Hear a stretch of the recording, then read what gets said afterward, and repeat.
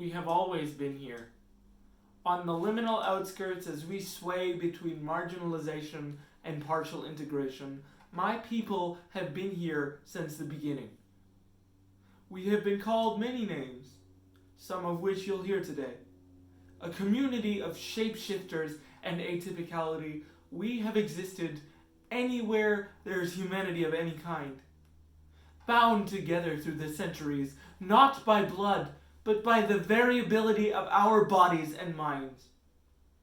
It is this variability that has made us keepers of wisdom and of languages, many of which you do not know. We are so disparate and so discursive that I could not possibly tell all of our tales. Today, I intend to transform the space around us and offer myself as your humble guide through a single thread of our history from the West, as one aspect, one avatar of the many. Not to reach an ending, but to give you clairvoyance and invite you to travel with me. We begin in Greco-Roman antiquity, where I am an infirmos, sick, feeble, and weak. Who am I? What is my story? How do I adapt and survive? There are many ways. As always, my survival is dependent on teaching my communities to foster a sense of interdependence with one another, to create networks of care in these communities.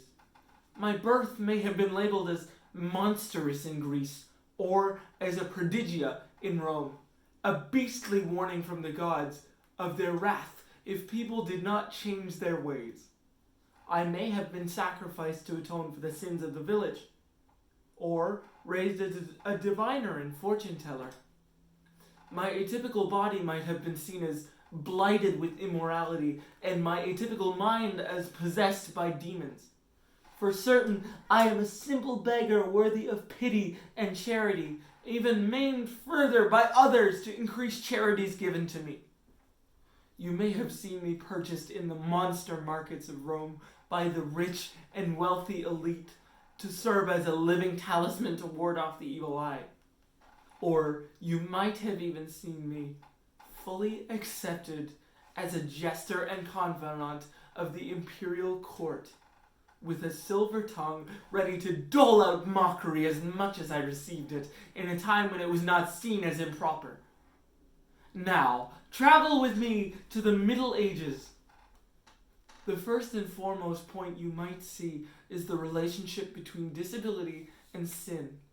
While this was prominent in the discourse, it wasn't the only way I was seen.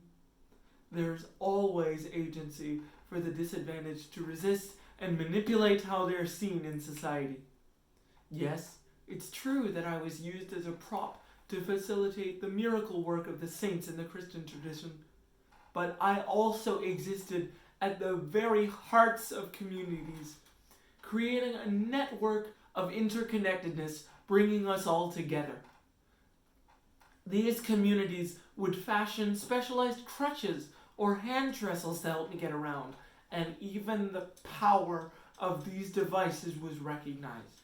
The Old English and French word for crutch is directly derived from the Latin term for power.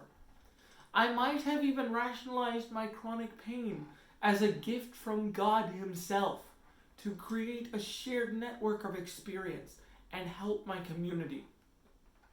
Sometimes I was seen as a werewolf or goblin or other monstrosity, but in Norse society, this would have been worn as a badge of honor, playing upon the perceptions of disability and using misdirection to upend strategic and social situations as a leader and a warrior. If I couldn't walk, I would ride horseback into battle. In Celtic society, my malformed body would have been seen as overflowing with so much spiritual energy that my body couldn't handle it. At times being given the role of memory repository to learn the tribe's history and the harp and law, to serve as a spiritual advisor, drawing directly upon insights from my atypical body. Our next stop is the Renaissance. a lot of things would have changed for me during this time. The notion of providence, that God gives all things purpose, including disability and illness, would have contributed greatly to the shifting of perceptions of people with highly visible physical disabilities. Since God had ordained things, the theme of monstrous births now became a sign of things to come or of moral failings in the parents. It is here that physical and learning disability became heavily equated with mental and moral deficiency. However, perceptions also shifted as philosophers stated that when we lacked in one area, we made up for it in another. With a physical disability, I could be seen as more insightful, more intelligent, and even a better lover. Sometimes it was said that people with disabilities are entirely resentful because of their situations, thus creating the archetypes of the super cripple, one that uses their disability to overcome any drawbacks they face, and the diabolical villain. Because of such a wide range of perceptions, I might become an expert at using my atypical body and mind to flow between these perceptions as it suited me, perhaps even finding the agency to become a daring rogue using my mobility device to attack and rob unsuspecting folk. Stay close and follow me through this next part, as it's very easy to get lost in the tangled web of thoughts and categorizations that make up the Enlightenment of the 18th century. Any form of disability or divergent mind was likened to a beast and labeled as subhuman with idiocy, lunacy, madness, and aberration. Deformity was discussed at length as God's little jokes and the absolute antithesis of beauty, perversely unnatural, and it's here that my right to live would be called into question by a combination of religious and scientific dogma. Consistently labeled as an inferior of the human race and an object of derision as the concept of learning disability was etched into human thought, sometimes paraded around in front of the public at freak shows as an object of curiosity or scientific specimen. I may have written essays against this, though, taking after William Hay as a disabled member of Parliament. Regardless of whether I was a beggar or a court member, I found a way to weather the storm or carve a place for myself among the whirlwind of ever-changing perceptions of this period. The 19th century brought forward many of the ideas of its predecessor. Any form of disability or difference was categorized. This is the age of the Great Confinement. Any form of divergence or disability from the perfect norm was locked up and shut away and forced to live in utterly inhumane conditions. Disability was forced to respond to the ascension of the medical gaze, loss of agency, and further industrialization. I now had to exist in a world of speed and normalcy. I now represented the antithesis of exactly what was wanted in society. Despite all of this, I was still writing books, traveling when I could, and speaking out against these inhumane conditions, if not to end them, to at least improve the quality of life. My atypical body and mind forced me to slow down and see things in ways others can barely even begin to comprehend, weathering the storm and watching. As we close in on the 20th and 21st century, we are now entering the closing of our time today. Amid these great waves of change, you can see me in many spaces. The Nazis, with their T4 program, called me life unworthy of life, and stated that it was their duty to free life from those that did not deserve it, and exterminated me along with millions of others. Even when I was rescued, I was not set free from those institutions. I was locked away again, neither to be seen nor heard.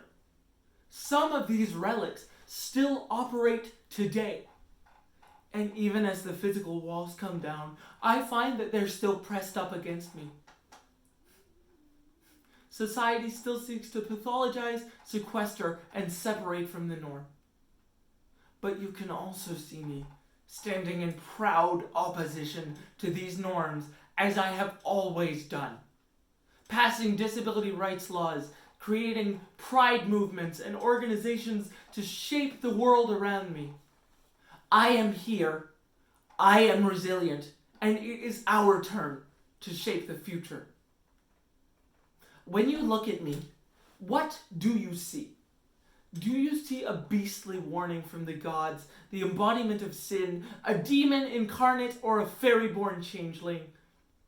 Do you see a raving lunatic beggar worthy of pity, charity, ridicule, and scorn? Do you see an object of pity designed to make the able-bodied feel better about themselves, a sickness to be cured, or a threat to be assimilated? Do you see an evolutionary throwback, an avatar of a less evolved race? Or do you see a counter-existence? A clever courtier with a silver tongue and the ears of emperors, a swashbuckling highwayman? Do you see a proud member of a people that have consistently challenged cultural scripts with our very being? Do you see me at the heart of our communities? Do you see a mind with a treasure trove of knowledge from an alternative way of seeing the world? A body and life shaped by having to slow down, find the alternate route, and a resilience built from living upon the outskirts. I come from a long, disparate lineage of people who have accrued this wisdom over the centuries. And we finally have an opportunity to share it with you. I invite you to share in what we have learned together.